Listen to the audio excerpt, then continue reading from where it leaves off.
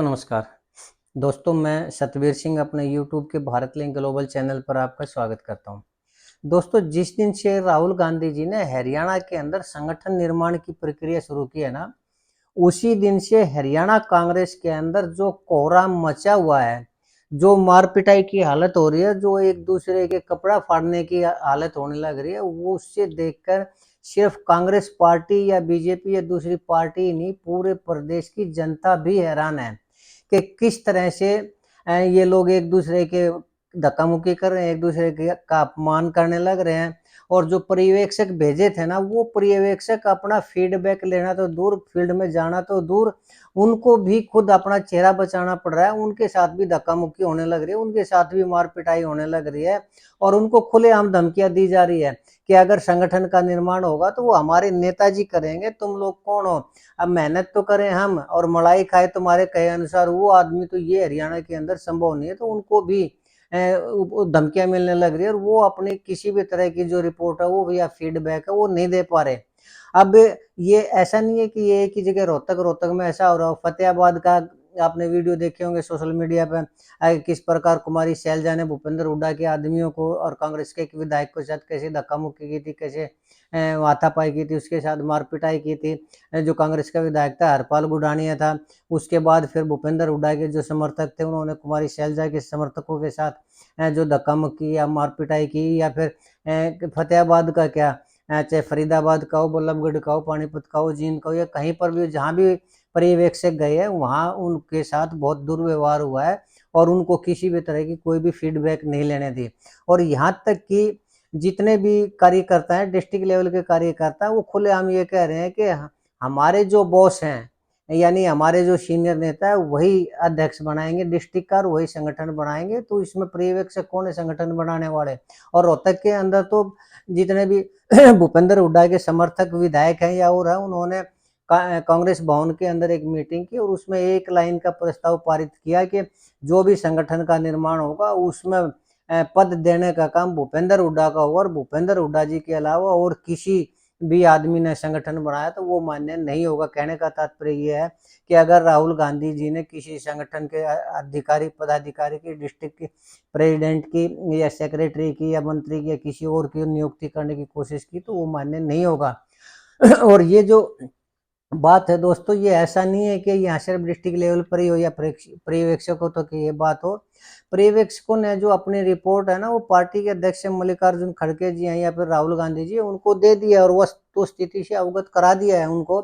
लेकिन राहुल गांधी जी भले ही उनकी फीडबैक से या उनकी जो रिपोर्ट है उसके आधार पर ये कह रहे हो कि हम हरियाणा में हमारा सब कुछ हम देखने लग रहे हैं, जो जो नेता जो कार्य करने लग रहे हैं उनको देखने लग रहे हैं, और जो पार्टी के हित के नेता नहीं है उनको बाहर का रास्ता कर देंगे। या फिर वो एलिगेशन भी लगाने लग रहे हैं कि हमें पता है आगे कौन नेता बीजेपी का समर्थक, कौन स्लीपर सेलर, कौन क्या है, तो हम सिर्फ पार्टी के हितैषियों में उन्हीं को रखेंगे, बाकी चाहे कोई भी कितना ही बड़ा नेता उसको हम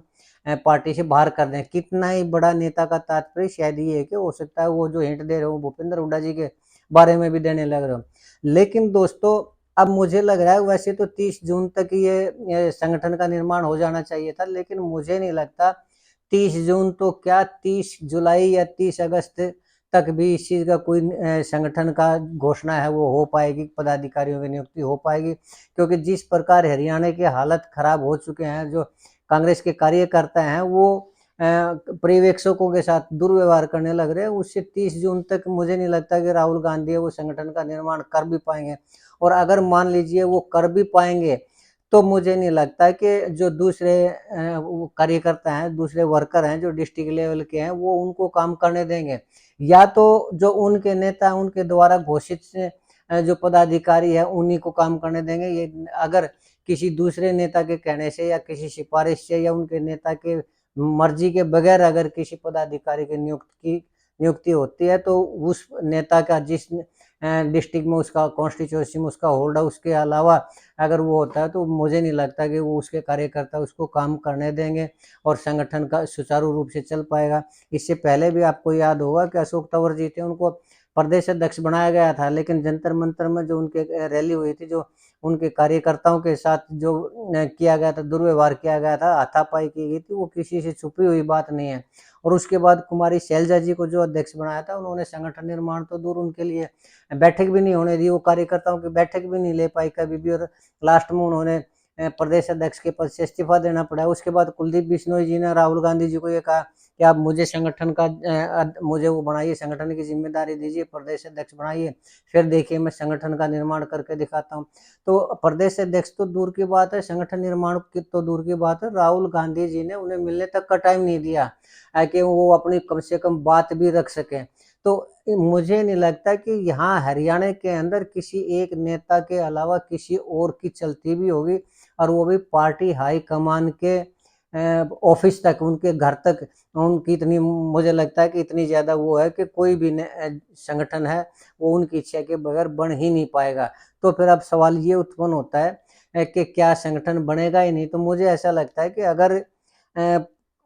इसको राहुल गांधी जी को अगर संगठन बनाना, अगर शांति से काम करना है, तो एक इसके प्रदेश अध्यक्ष की नियुक्ति की जाए, और प्रदेश अध्यक्ष की नियुक्ति है जो भी पावरफुल नेता है उसी के कहने से की जाए, और फिर संगठन बनाने की जिम्मेदारी भी उसी के ऊपर डाली जाए। क्योंकि अध्यक्ष को ही संगठन बना के ना काम करना होता है, और उसके ऊपर जिम्मेदारी दी जाए, और उसको ये कहा जाए कि टाइम टू टाइम फीडबैक ली जाएगी, हर 6 महीने में रिपोर्ट ली जाएगी कि आपने संगठन जो अपने हिसाब से बनाया है उसकी क्या फीडबैक है, क्या रिपोर्ट है और क्या प्रोग्रेस है। और ये कहने की बात नहीं है कि वो जो प्रदेश अध्यक्ष बनेगा वो किसकी इच्छा से बनेगा और किसके इशारे से बनेगा और किसका आदमी होगा, लेकिन फिर भी अगर उस नेता के अलावा अगर हरियाणा के अंदर किसी और की इच्छा के अनुसार या किसी और के पक्ष का प्रदेश अध्यक्ष बनाया जाता है, तो मुझे नहीं लगता कि ये जो सिर फुटोल की नीति है, एक दूसरे की इंसल्ट करने की जो पॉलिसी है, या एक दूसरे की जो बेइज्जती करते हैं, वो रुकेगी कभी भी। और अगर वो नहीं रुकेगी और संगठन का निर्माण नहीं होगा, तो मैं बार बार कह रहा हूँ कि आने वाले टाइम के जितने भी इलेक्शन होंगे वो मुझे नहीं लगता कि उसमें कांग्रेस जीत पाएगी। या फिर अगर संगठन बनाना है, तो मुझे ऐसा लगता है कि जो हरियाणा के अंदर सबसे कद्दावर नेता है, उसकी जो उम्र भी वो लगभग 77-78 साल की हो चुकी है। या तो ये है कि उसका ये लास्ट इलेक्शन था, अगले इलेक्शन तक शायद वो इलेक्शन लड़ पाए ना लड़ पाए, तो राहुल गांधी को अब की बार जो टर्म है उसमें छोड़ देना चाहिए मामला, और उसके बाद जब वो नेताजी रिटायर होते हैं तो फिर वो कड़े कदम भी उठा सकते हैं, और वो जो नेताजी हैं वो राजनीति से बाहर भी हो जाएंगे। उसके बाद अगर राहुल गांधी थोड़ी बहुत हिम्मत जुटा सकते हैं तो हिम्मत वो करें, नहीं तो मुझे नहीं लगता कि इस टर्म के अंदर राहुल गांधी हरियाणा के अंदर किसी संगठन का निर्माण कर पाएंगे या किसी पदाधिकारी की नियुक्ति कर पाएंगे। और अगर वो कर भी देते हैं किसी तरह से, तो उस संगठन को काम नहीं करने दिया जाएगा, ये पक्का है। और जैसी वर्तमान में परिस्थितियां हैं, उन परिस्थितियों के अनुसार लग भी यही रहा है कि संगठन का निर्माण नहीं हो पाएगा, और हो भी गया तो उनको काम नहीं करने दिया जाएगा, और काम नहीं करने दिया जाएगा तो जो आज तक 3 टर्म में कांग्रेस का जो हाल हुआ है वही अगले 3 टर्म तक भी वही हाल होगा। उसका कोई भी इलाज नहीं है। तो आज के लिए मैं इतना ही कहना चाह रहा था कि मुझे नहीं लगता कि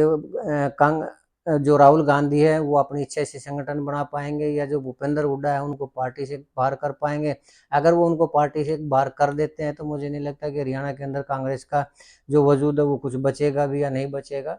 तो आज के लिए मैं इतना ही कहना चाह रहा था। मुझे उम्मीद है कि आपको मेरी ये जो विवेचना है, ये जो विश्लेषण है, ये आपको पसंद आई होगी। और अगर आपको लगता है कि मैं सही कह रहा हूँ, तो मैं आपसे निवेदन करना चाहूँगा कि आप मेरे इस वीडियो को लाइक करें, शेयर करें दोस्तों, और कमेंट ज़रूर करें। अगर मैं ठीक हूँ तो भी कमेंट करें, और गलत हूँ तो भी कमेंट करें। आपने मेरा ये वीडियो देखा, इसके लिए आपका बहुत बहुत शुक्रगुजार हूँ मैं। चलते चलते एक निवेदन करना चाहूँगा कि आप मेरे इस चैनल को सब्सक्राइब जरूर करें दोस्तों। इसके साथ ही एक बार फिर से आपका बहुत बहुत धन्यवाद। नमस्कार, जय हिंद, जय भारत।